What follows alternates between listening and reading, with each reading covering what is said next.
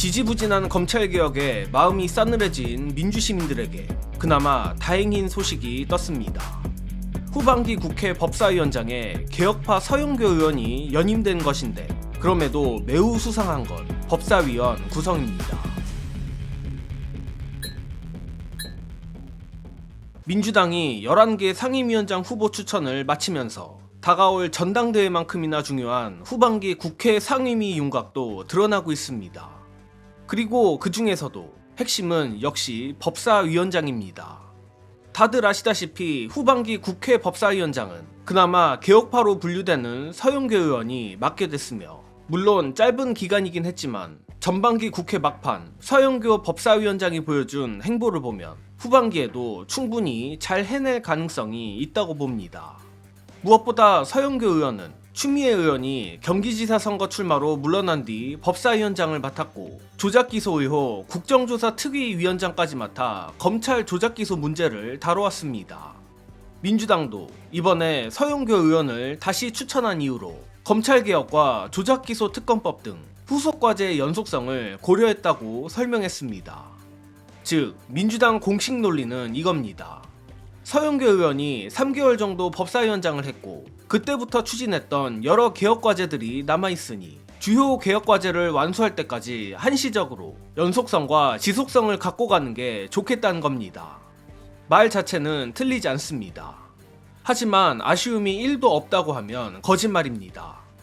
특히 많은 민주시민들께서는 대표적 개혁파인 김용민 법사위원장을 보고 싶어 하셨을 겁니다.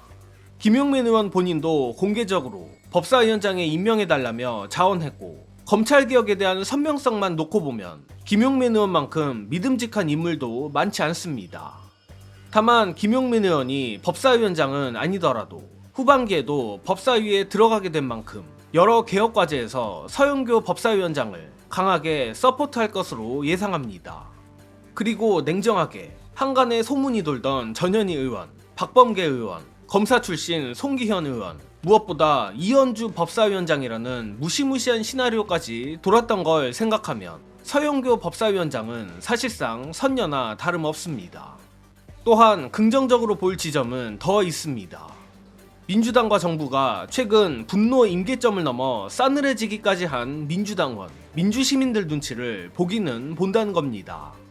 하지만 그럼에도 불구하고 삐딱하고 못된 제가 보기에는 솔직히 이번 인선에도 안 좋은 쪽으로 머리를 쓴 흔적이 보입니다. 예를 들어 이번 인선을 보면 형식적으로는 서영교 법사위원장이 연임된 모양새입니다. 앞서 말했듯 민주당에선 검찰개혁 등 주요 개혁과제의 연속성과 지속성을 이유로 들고 있는데, 어쨌든 이건 그간 국회의 관례를 깬 겁니다.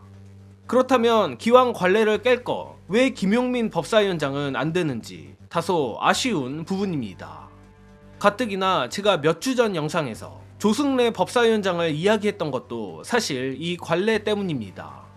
많은 분들이 법사위원장은 김용민 의원이 적임자라고 말씀하셨고 저라고 그걸 모를 리 없습니다. 다만 법사위원장에는 일정한 선수와 관례라는 현실적 장벽이 있었고, 그래서 그나마 현실적 대안을 찾다 보니 정청래 대표의 꾸준히를 맡아온 조승래 의원이 낫다고 판단했던 겁니다. 다시 돌아와서 그렇다면 왜 서영교는 되고 김용민은 안 되냐? 바로 이 지점에서 누군가 머리를 쓴 흔적이 보입니다. 이건 법사위원 명단을 보면 더 명확해집니다.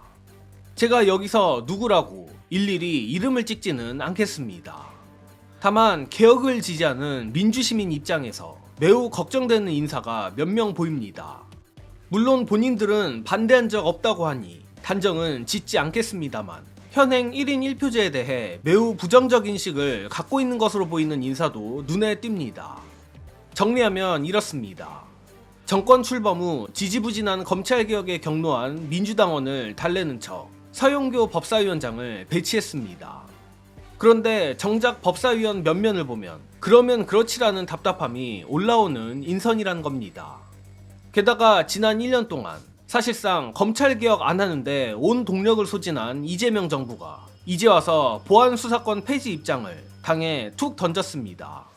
결국 민주당이 보안수사권을 틀어막는 형사소송법 개정을 단독으로 진행해야 합니다. 그런데 정말 아니길 바라지만 일부 민주당 의원들의 회방으로 온전한 검찰개혁 형사소송법이 무산된 것 아닌가 하는 걱정까지 드는 상황입니다. 물론 현재 민주진영 자가 면역질환 커뮤니티들에서 거의 곡소리를 내는 걸 보면 법사위원장 인선 자체는 잘 된 것 같기도 합니다. 또 그나마 보안수사권 자체는 청와대도 민주시민들에게 사실상 항복한 사항이라 의심스러운 일부 의원들도 일단은 겉으로는 순순히 따라올 가능성이 높습니다. 다만 문제는 디테일입니다. 이름은 보안수사권이 아니지만 사실상 검찰의 직접 수사가 가능해지는 장치 또는 전권 송치라는 이름으로 검찰이 다시 사건을 움켜쥘 수 있는 구조, 겉으로는 수사 기소 분리라고 해놓고 실제로는 검찰 재수사권을 우회적으로 살려두는 변화구, 저는 이 부분을 가장 경계해야 한다고 봅니다. 그런 점에서 다행인 건 법사위에 김용민 의원이 있다는 겁니다.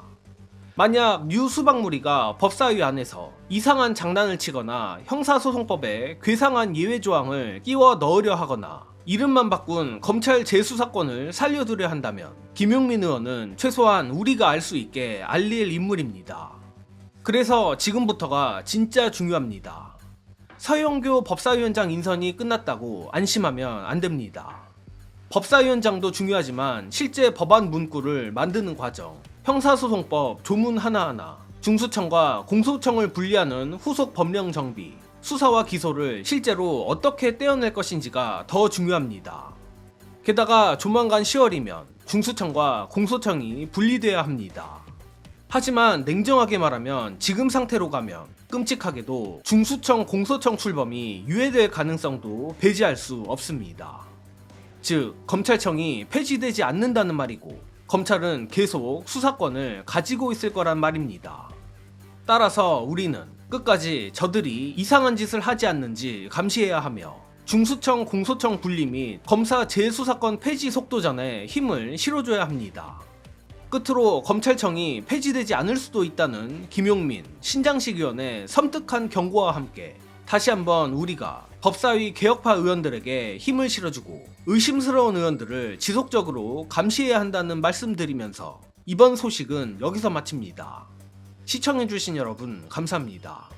제가 제일 걱정하는 게 그 부분이에요. 책임 있게 진행하려면 전당대회 이후에 당이 중심을 잡고 가야 된다. 그럼 8월 17일 이후에요. 그렇게 되면 이 속도전에서 집니다. 중수청 어떻게 돼가나. 형사소송법이 제대로 빠르게 정리가 안 되면 사실은 검찰 개혁이 아니라 검찰 개명으로 끝날 가능성이 매우 큽니다. 우선 인력이라는 측면에서 중수청이 1년에 한 58만 건 정도 수사를 해야 됩니다. 그럼 최소 수사 인력이 3,000명은 있어야 됩니다.